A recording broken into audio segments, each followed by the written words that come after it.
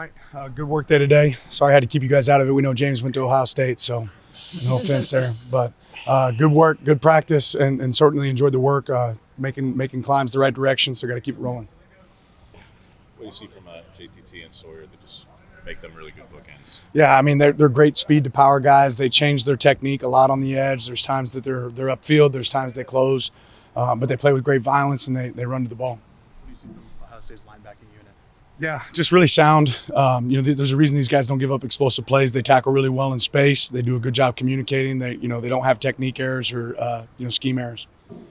It's been like the last 15 months then recruiting against them specifically where, I think these two programs are contesting for 10, 12 elite level recruits, and a lot of them are going to be here this weekend. What has it been like since the Big Ten news recruiting against them? Yeah, certainly helped us. Obviously, Oregon has a great product. Ohio State has a great product. When you want to recruit the best players in the nation, you're going to recruit against teams like that at times. Does a game like this bring out any different competitive spirit or anything out of you that's different than a normal week, or do you keep pretty level-headed? I try to prepare for each game the same, and certainly everyone knows this game, and what its implications are, but it is a game, right? It's a game. It's the next game. That's why it's the most important one.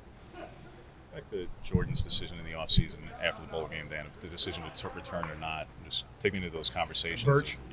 Of just what went into what those factors are, and now to see him reaching this potential, but go back to January and what those conversations were like. Yeah, I think you just get honest feedback from the resources you have, and also knowing that there was something left on the table for him. He felt like there's a little bit more that he could tap into. I think you're seeing a lot of that this season from him.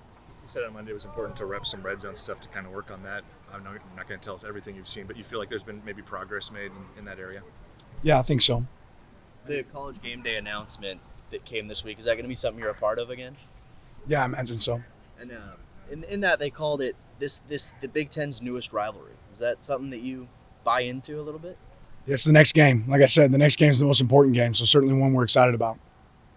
I hear you and Corey did settle on a theme for the season. What is it, and how do you try to apply it specifically to this week? It's really for our team more than anything, right? It's for our team. So beyond that, I'll leave it there. Turn the walk from the HDC into the stadium into a in-stadium kind of experience thing. You ever think about breaking out the bagpipes and adding a little extra element to it?